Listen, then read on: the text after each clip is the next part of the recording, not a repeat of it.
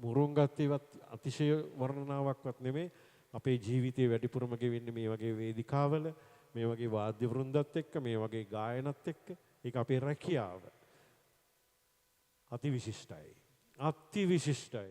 සද්ධර්මාකර විද්‍යායතන පිරිවෙනෙහි පරිවනාධිපති ශ්‍රී දේවානන්දක මූලික පිරිවෙනේ ආදී කතුරුවර ප්‍රබුද්ධාකර ජාත්‍යන්තර බෞද්ධ පාසලේ අධ්‍යක්ෂ ගල්කිස්ස තපෝදනාරාමාධිකාරී ශාස්ත්‍රවේදී අධ්‍යාපනපති තෙරුණාංශේගම නන්ද ස්වාමීන්ද්‍රයාණන් වහන්සේට අප සැම වෙනුවෙන් කෙටි අනුශාසනාවක් කිරීමට নমස්කාර පූර්වකව මේ ආරාධනය.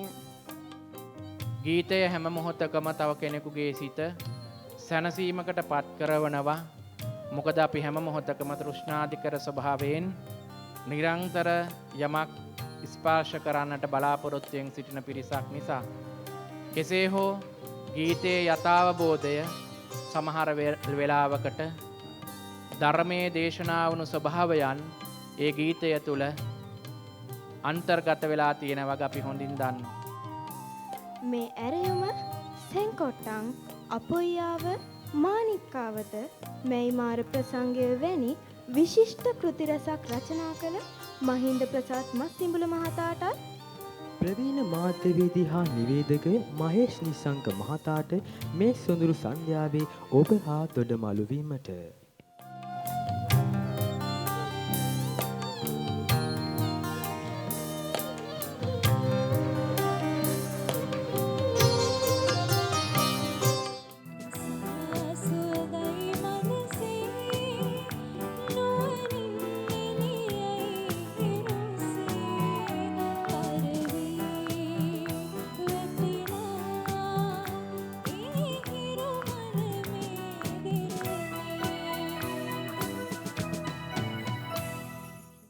බැකින් එක ඒ කියන්නේ සංගීත සම්පාදනය, ඒ සංයෝජනය, ඒ කෝඩ් වර්ක් එක ඒකට ඉංග්‍රීසි වචනම කියන්න ඕනේ. කිසිම අඩුවක් නැහැ. පළවෙනි සින්දුවෙන්ම තරිඳු කරන්න ඕන වැඩේ පෙන්නුවා. මම හිතනවා ඒක අංග සම්පූර්ණ බැකින් එකක්. අංග සම්පූර්ණයි.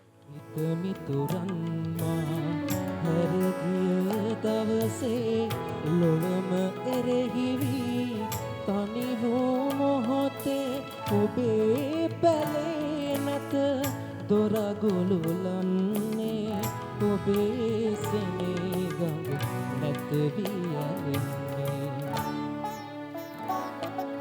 ඉරුළඟ අහසේ රුවට පිපියන් විල්දිය තුල සැනවී සැනහියන් ආදරයක් නැති මිනිසෙකු වැටුතු නිරුවේ නුඹ හසුවන්න එපා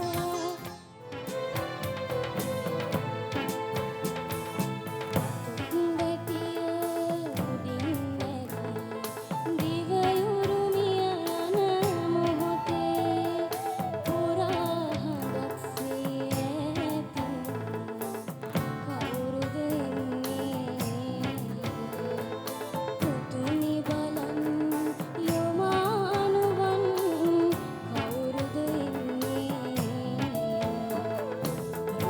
කත්තනි මල මුදුනේ ගම්තිවුරේ කුරුලතා මඩුවේ සයුරුමයි මේ පුනිද තලාවේ සෙනසුමින් චමත්කාර වී අප ගැන අප සිතු හැටි